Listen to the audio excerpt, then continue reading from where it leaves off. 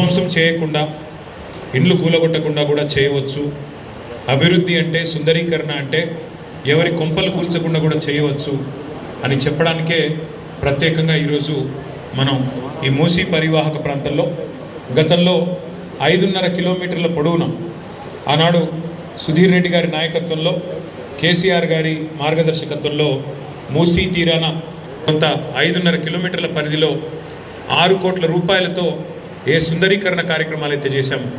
ఫుట్పాత్లు, open జిమ్లు, అట్లాగే బ్రహ్మాండమైన ఒక ఫ్లాగ్ పోస్టు, మంచి క్రీడా ప్రాంగణాలు, వాటితో పాటు ల్యాండ్స్కేప్ పెట్టడానికి సుందరీకరణ అంటే ఇట్లా కూడా చేయవచ్చు, ప్రక్షాళన అంటే ఇట్లా కూడా చేయవచ్చు అని ప్రజలకు కూడా తెలియజెప్పడానికే ప్రత్యేకంగా ఈరోజు ఇక్కడికి రావడం జరిగింది.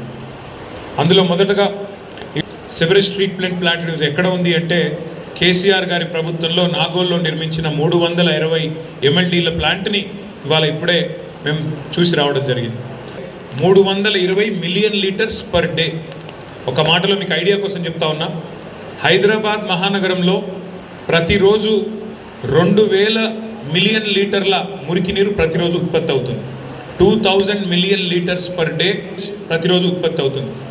అందులో ఇంతకుముందు సుధీర్ రెడ్డి గారు చెప్పినట్టు దాదాపు 94-95% సివరేజు బై గ్రావిటీ మూసీ నదిలోకే వివిధ నాళాల ద్వారా 54 వివిధ నాళాలు ఇస్తుంది. ఆనాడు కేసీఆర్ గారి ప్రభుత్వంలో మేము చేసిన ఆలోచన ఏంటి అంటే మూసీని ప్రక్షాళన చేయాలి, మూసీని జీవన అనే ప్రణాళికకు పునాది పడ్డది కేసీఆర్ గారి ప్రభుత్వంలోనే. గతంలో ఆనాడు రాజశేఖర రెడ్డి గారు ఉన్నప్పుడు, చంద్రబాబు నాయుడు గారు ఉన్నప్పుడు కొన్ని ప్రయత్నాలు జరిగినాయి, జరగలేదని కాదు. ఆనాడు కూడా ఒక కాఫర్ డ్యామ్ కట్టారు హైకోర్టు ముందు, మీకు యాదకుండాలి.